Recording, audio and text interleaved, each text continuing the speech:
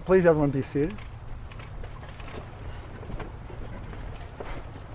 I want to welcome everyone to this celebration, and we've been graced by a beautiful day provided by our Lord. Friends and family, you've been invited here to share this time with Brian and Lauren.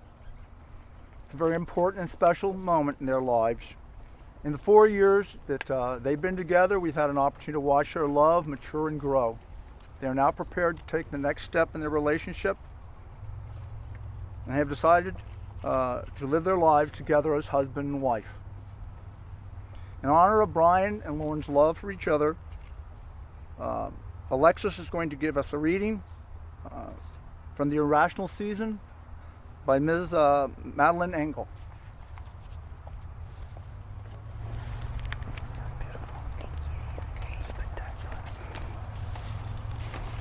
But ultimately there comes a moment when a decision must be made. Ultimately, two people who love each other must ask themselves how much they hope for as their love grows and deepens, and how much risk they are willing to take. It is indeed a fearful gamble, because it is the nature of love to create. A marriage itself is something which has to be created so that, together, we become a new creature. To marry is the biggest risk in human relations that a person can take. If we commit ourselves to one person for life, this is not, as many people think, a rejection of freedom. Rather, it demands the courage to move into all risks of freedom and the risk of love which is permanent. Into that love which is not possession, but participation. It takes a lifetime to learn another person. When love is not possession, but participation, then it is part of that co-creation, which is our human calling, and which implies such risk that it is often rejected. Thank you, Alexis, for that very lovely reading. As many of you know, and some of you probably don't know, I've been married to my wife Barbara for 28 years. And from this, I wanted to share some insight that I've received from my marriage with Brian and Lauren. I'm going to talk about three things very briefly, and it's friendship, change, and challenge. You are now getting ready to marry your best friend. You're going to want to learn to do things together and share experiences, because as you go through your years, a very important portion of your love is going to be the good times you share together and the intimacies you share together as best friends. You will also put aside some of your other friends to nurture the relationship or friendship between you. You're both going to change. You're going to change each other. You need to embrace that change. Change from your, suggestions, offers of assistance from your spouse are only designed to make you better.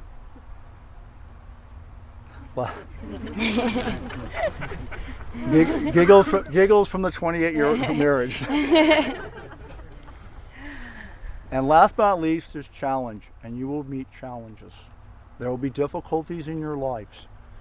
Those are the times when you must cleave together even more closely, because at that moment, it may seem horrible to you at that time, but it will pass. And you will go back, you will grow, and months will go by, and you'll still have each other. And you will find that you are strengthened from those moments of challenge.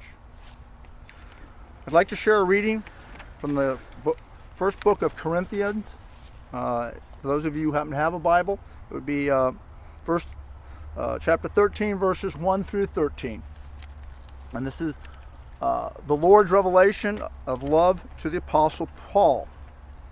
If I speak in the tongues of men and of angels, but have not love, I am only a resounding gong or a clanging cymbal. If I have the gift of prophecy and can fathom all mysteries and all knowledge, and I have a faith that can move mountains, but have not love, I am nothing.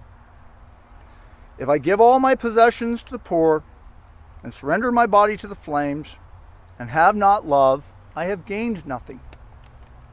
Love is patient, love is kind. It does not envy, it does not boast, it is not proud, it is not rude, it is not self-seeking, it is not easily angered. It keeps no record of wrongs. Love does not delight in evil, but rejoices in truth. It always protects, always trusts,